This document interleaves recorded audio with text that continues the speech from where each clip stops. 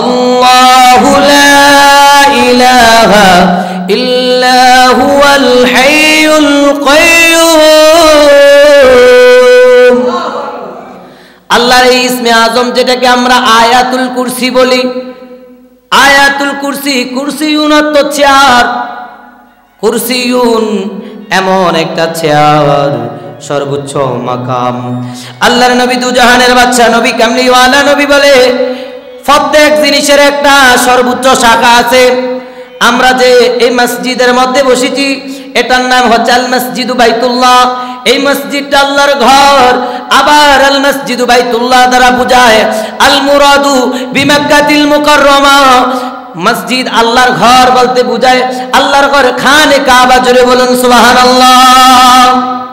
আল্লাহর ঘর খানে কাবা, ওইটাও বাইতুল্লাহ, আল্লাহর ঘর, যেখানে দাঁড়িয়ে নামাজ আদায় করলে 1 রাকাতে 1 লক্ষ রাকাতের সওয়াব। জোরে বলুন সুবহানাল্লাহ। এই মসজিদেরও পর্যায়ক্রমে তারতম্য আছে। খানে কাবায় দাঁড়িয়ে নামাজ আদায় করবেন 1 রাকাতে 1 লক্ষ রাকাত। নবীর ঘর মসজিদে নববীর মধ্যে 1 রাকাতে 50,000 রাকাত। মসজিদ আকসা, সেখানে ফিলিস্তিনের মসজিদ আকসা, সেখানে 1 রাকাতে 25,000 রাকাতের সওয়াব। আর এগুলা হচ্ছে 1 থেকে 10 27 গুণ বেশি সওয়াব। এই ঘর থেকে নামাজ যদি আপনি মসজিদে আদায় করেন তাহলে আল্লাহ 27 গুণ সওয়াব বাড়িয়ে দিবে। জোরে বলুন সুবহানাল্লাহ। তো পর্যায়ক্রমে ক্যাটাগরি আছে।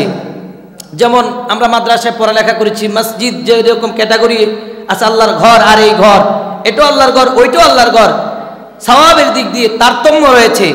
ঠিক তেমনি আমরা মাদ্রাসায় পড়ালেখা করেছি ক্লাস অনুযায়ী, ক্লাসিফিকেশন অনুযায়ী, শ্রেণী অনুযায়ী, ওইটারও তারতম্য আছে। যেমন সিয়াসিত্তা গ্রন্থ হচ্ছে 6টা, বুখারী, মুসলিম, তিরমিজি, আবু দাউদ, নাসাই, ইবনে মাজাহ। এই 6টি হাদিসের কিতাব, যেগুলা কোরআনের পরে স্থান, বিশুদ্ধ 6টি গ্রন্থ। ওইগুলার যেরকম সবচেয়ে সবার আগে বুখারী শরীফ, আবার কোরআনুল কারীমের পরেই বুখারী শরীফের স্থান। যেভাবে হাদিসের কিতাবের তারতম্য রয়েছে, আল্লাহর ঘর মসজিদের তারতম্য রয়েছে, ক্লাসিফিকেশন অনুযায়ী শ্রেণী, প্রথম শ্রেণী থেকে কামিল মাস্টার্স পর্যন্ত প্রত্যেকটার এক একটা চূড়া রয়েছে, এক সর্বোচ্চ শাখা রয়েছে।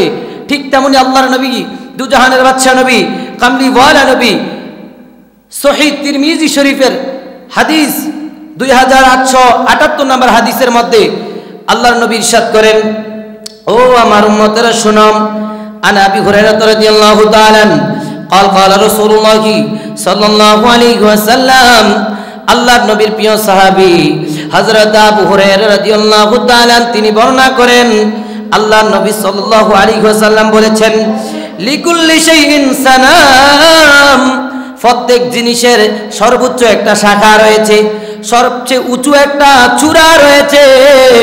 ঠিক তেমনি ওয়া ইন্না সানামুল কোরআন, আর এই আল্লাহর কোরআনুল কারীম 30 পারারও একটা চূড়া রয়েছে, সবচেয়ে উঁচু শাখা রয়েছে, সবচেয়ে বড় একটা সর্বশেষ পর্যায়ে রয়েছে, যেটার মাকাম আল্লাহর দরবারে অনেক বেশি। আমার নবী রাহমাতুল লিল আলামিন বলে, ওই উঁচু মাকামের সূরার নাম হচ্ছে সূরাতুল বাকারা।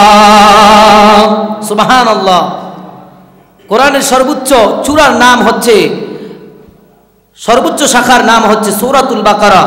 তারপর আমার নবী বলে, ওয়া ফিহা আয়াতুন, আর এটার মধ্যে এমন একটা আয়াত রয়েছে, হিয়া সাইয়্যিদাতুল আয়াতিল কোরআন, কোরআনের 6666 আয়াত, কারো মতে কম বেশি হতে পারে, সবগুলা আয়াতের চাইতে সাইয়্যিদাতুল আয়াত যেটাকে বলা হয়, আয়াতগুলার সরদার যেটাকে বলা হয়, সেই আয়াতের সরদারের নাম হচ্ছে সূরা বাকারার আয়াতুল কুরসি। জুড়ে বলুন সুবহানাল্লাহ।